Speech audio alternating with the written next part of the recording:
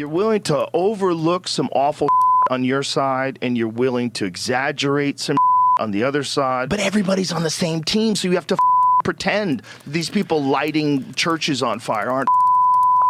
These people lighting schools on fire and lighting courthouses on fire.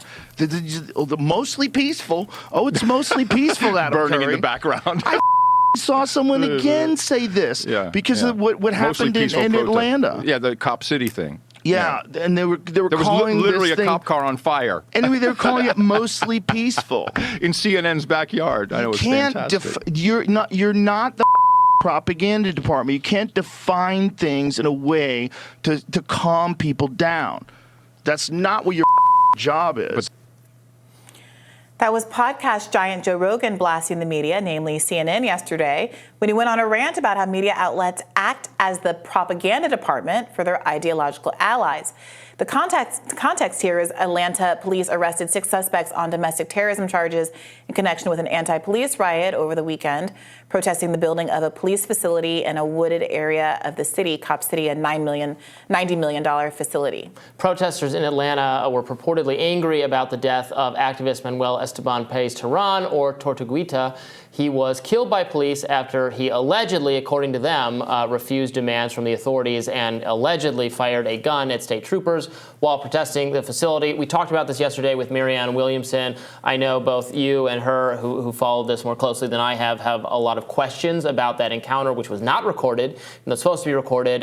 So I, without knowing more about it, I would not inherently take the police word necessarily for how this went down. But Marianne described this as very out of character for the activist.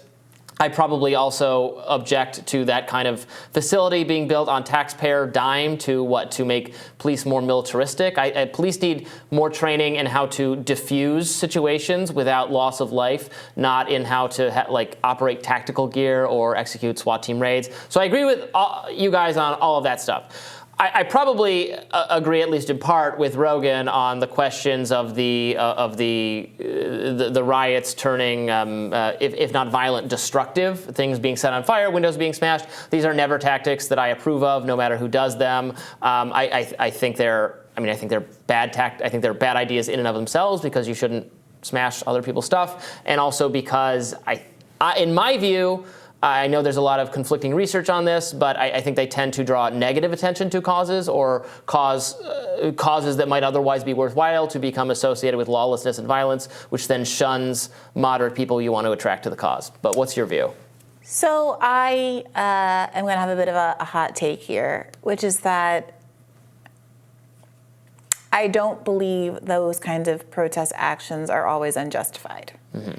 I think that history reflects on the victors and decides what was justified and what's not, what is considered to be a riot and what is considered to be the start of the Revolutionary War, for instance. And these things happen in retrospect. I think that the riot is the language of the unheard, and that there's something kind of fundamentally problematic about pretending as though these things happen as random acts of lawlessness, or because someone just really has it out for a CVS window or something, as opposed to being a response to a repeated behavior by the police department that isn't being addressed through any political means.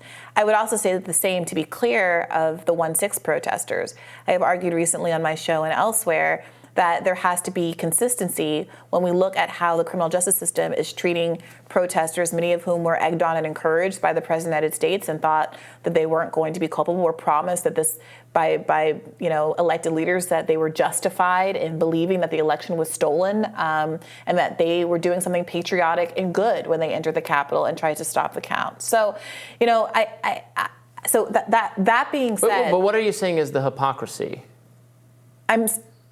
What I mean, when you're saying it's important to prosecute the 1-6 people with whatever same levels, or are you saying that, because that is happening? Yeah, they're throwing the book at those I would people. be more lenient with both, to be honest, is what I'm saying. And I think that most people, and here's where I agree with Joe Rogan here, and that most people would not consistently have the same position to those groups of people, maybe because they think they're meaningfully ideologically different. I definitely think they're meaningfully ideologically different. But I have a tough time with the fetishization of this kind of anti-protest action, the fetishization of property that comes through some of these things, when there's no similar fetishization or emphasis on the lives lost or the substantive grievances that people have in these moments.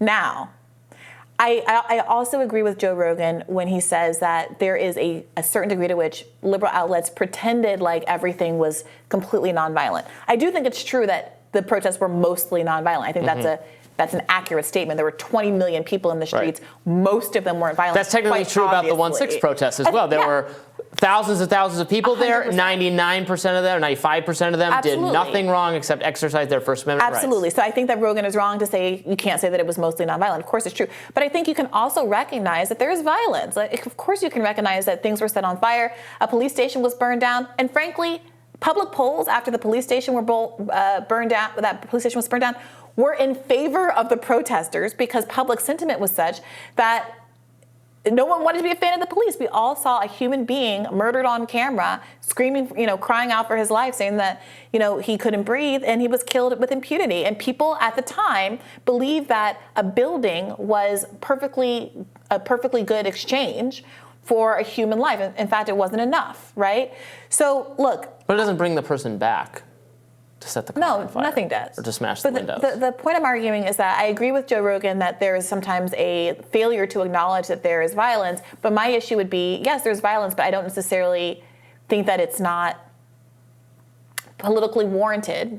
And history is the one that tells you whether or not the thing that you did was considered to be a riot or looting or whatever it is, or whether or not it's considered to be the Boston Tea Party and the start of a Revolutionary War that was the beginning of a great nation. Mm-hmm.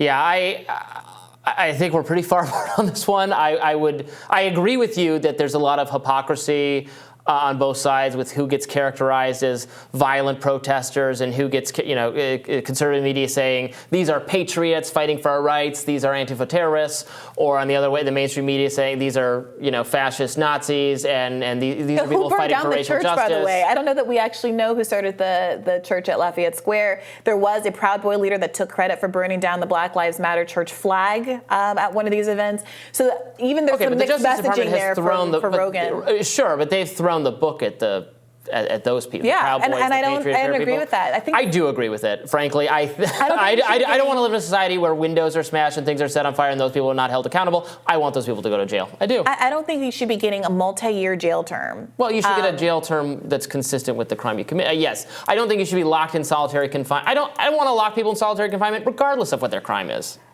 Let me see. This came up in that. The 1/6 documentary, I forget exactly how long he was sentenced for, but I remember hearing it. Okay, so more than 5 months in jail. He was sentenced to more than 5 months in jail for burning a flag. I thought the whole point, as a leftist, burning a flag, I don't think should be a crime. That's it's outrageous. Not a crime, in fact. The Supreme Court has Well, it wasn't in America. It was a Black Lives Matter flag, so it's not even about whether or not it's not like flag burning. Well, burning somebody else's flag. Burning someone else's property is the issue here. It's not the fact that it's a flag is kind of immaterial. I don't think you should set other people's property on fire. When I think about what it means to be incarcerated, when I think about what our jail conditions are like, when I think about what that means for families who are perhaps without an income provider for 5 months and all the downstream economic effects that the state's going to have to pay for anyway, it strikes me as punitive. As much as I hate that this Proud Boy person who may or may not be a white supremacist or whatever burned a Black Lives Matter flag, this is not about my ideological priors. Here's a hot take for you as well. A very hot take. I might say it's a little bit different if the destruction, depending on who it's, I don't know that you would draw this distinction, but like setting the police car on fire in response to something the police did that was bad might be more justified or legitimate than smashing the windows of CVS. CVS didn't do anything to you. The police did. If it's concentrated on the actual aggressors of the violence, you could make some philosophical defense for it. Robby is coming out in favor of burning down that, what was it, Minnesota police precinct? Yeah, but but you got to leave the CVSs alone. You can't smash random people's storefronts. If you concentrate your fire on the police itself, they're the ones you say you're mad at. Sure, I'll go police, big box retail store, mom and pop. All right, well, I think we could discuss this much longer, but they're telling us we got to wrap. We'll have more Rising right after this.